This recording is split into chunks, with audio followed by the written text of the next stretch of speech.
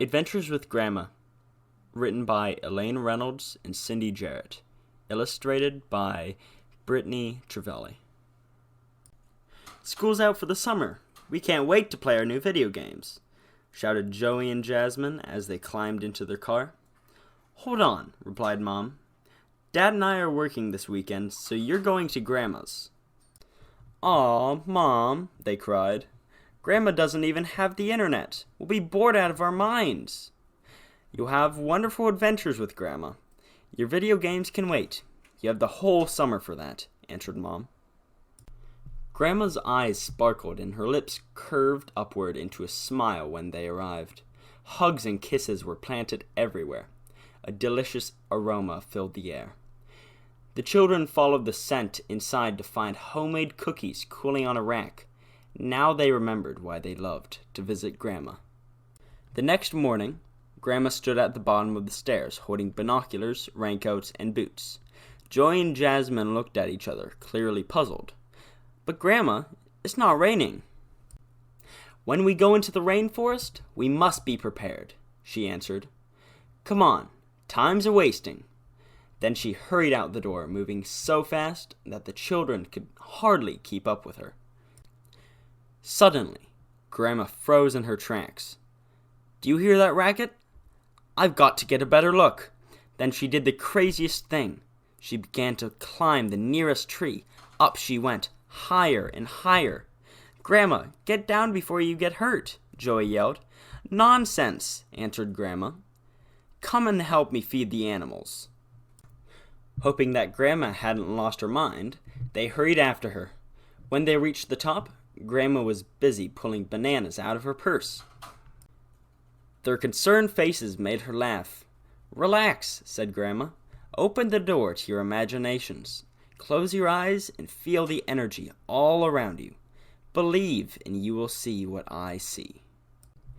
So they closed their eyes, and, as if by magic, monkeys appeared, swinging from branch to branch, chattering noisily.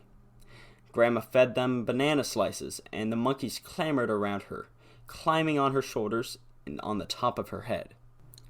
Joey spotted another animal hanging upside down in a tree. "That's a sloth," Grandma explained. "Sloths are very lazy because the leaves that they eat are low in energy.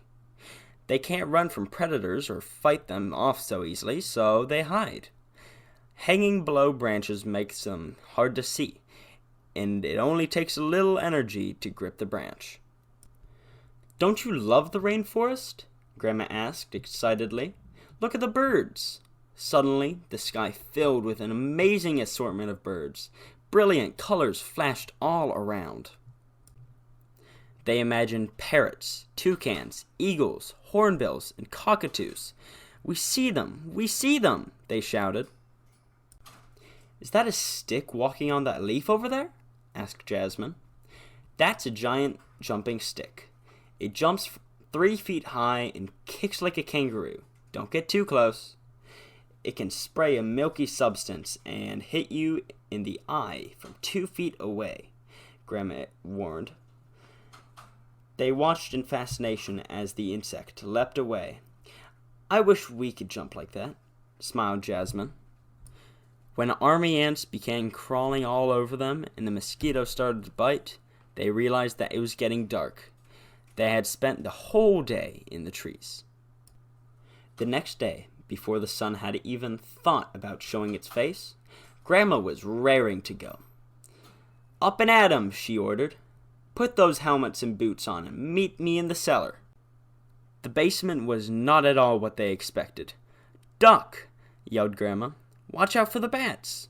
Grab those ropes and jump!" she hollered. "Don't forget to use your imaginations!" echoed as she disappeared into the shadowy pit below.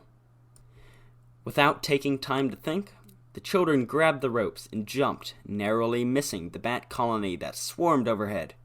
"Helmet lights on," commanded Grandma. "We've got some exploring to do." The cave was a wonderland. Giant rubies and emeralds grew in pockets between arches of shimmering crystals. Sparkling diamonds glittered in the glow of the lights. They wandered through miles of chambers until they heard thundering water. A dazzling waterfall cascaded into an underground river. They jumped into a nearby canoe and paddled away, hoping to discover a way out of the cave. Finally, an opening appeared, and the twinkling stars guided them to Grandma's, where they fell into bed exhausted. Before they knew it, it was time to go home. Sadly, they hugged Grandma and climbed into the car. "Now what's wrong?" asked Mom. "I thought you would be happy to go home to your video games." "We had so much fun we didn't want to go home. Grandma taught us to use our imaginations. We didn't even miss our games." "Take your imaginations with you," said Grandma. "Think of the amazing adventures you can have on the way home." So, Joey and Jasmine did just that. When they passed a sparkling lake, they imagined that they were deep-sea divers searching for a sunken treasure. When they spied a car with a California license plate, they surfed the ocean waves and swam with the dolphins. They had so many imaginary experiences that the ride home went by in a flash. They scrambled out of the car, full of excitement, shouting, "Just like you said, Mom. We had wonderful adventures with Grandma."